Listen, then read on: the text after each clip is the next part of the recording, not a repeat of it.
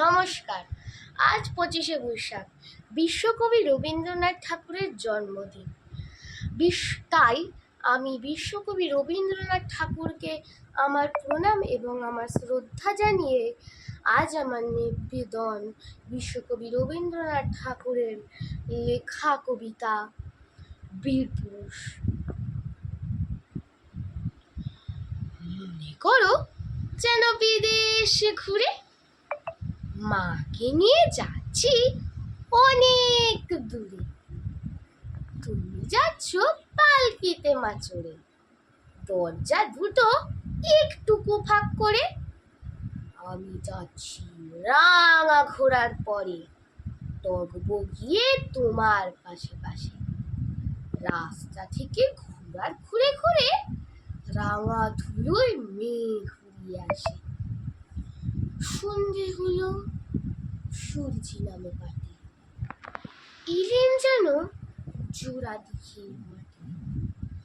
ধুধু করে যেদিক পানে চায়, কোনোখানে জনমানব নাই।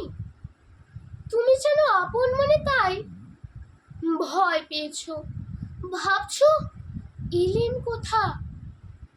আমি বলি, ভয় করো না মাগো, ওই দেখা যায় মরা নদীর সোতা। চোরকাটাতে মাঠ রয়েছে ঢেকে, মাঝখানেতে পথ গিয়েছে বেঁকে। গরু বাছুর নেই কোনোখানে, সন্ধে হতেই গেছে গায়ের পানে। আমরা কোথায় যাচ্ছি কে তা জানে, অন্ধকারে দেখা যায় না ভালো।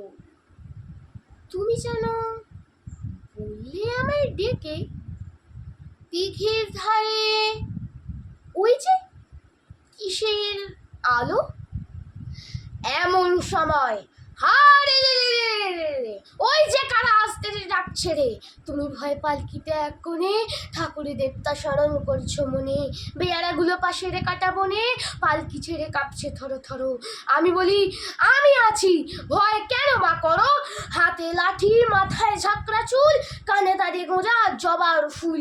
আমি বলি, দাঁড়া খবরদার, এক পা কাছে আসিস যদি আর, এই চেয়ে দেখ আমার তলোয়ার, টুকরো করে দেবো তোদের সেরে। শুনে তারা লম্ফ দিয়ে ওঠে, চেঁচিয়ে উঠলো, আরে রে। তুমি বললে যাস নে খোকা ওরে। আমি বলি, দেখো না চুপ করে। ছুটিয়ে ঘোড়া গেলেম তাদের মাঝে, ঢাল তলোয়ার ঝনঝনিয়ে বাজে। কি ভয়ানক লড়াই হলো মাসে যে, শুনে তোমার গায়ে দেবে কাটা। কত লোক যে পালিয়ে গেল ভয়ে, কত লোকের মাথা পড়ল কাটা। এত লোকের সঙ্গে লড়াই করে ভাবছো খোকা গেলই বুঝি মরে। আমি তখন রক্ত মেখে খেমে বলছি এসে, লড়াই গেছে থেমে। তুমি তখন পালকি থেকে নেমে চুমু খেয়ে নিচ্ছ আমায় কোলে, বলছো ভাগ্যের খোকা ছিল, কি দুর্দশাটাই হতো তা না হলে। রোজ কত কি ঘটে যাহা তাহা, এমন কেন সত্যি হয় না। ঠিক যেন এক গল্প হতো তবে, শুনতো যারা অবাক হতো সবে। দাদা বলতো, কেমন করে হবে, খোকার গায়ে অত কি জোর আছে। পাড়ার লোকে সবাই বলতো শুনে, ভাগ্যে খোকা ছিল মায়ের কাছে। ধন্যবাদ।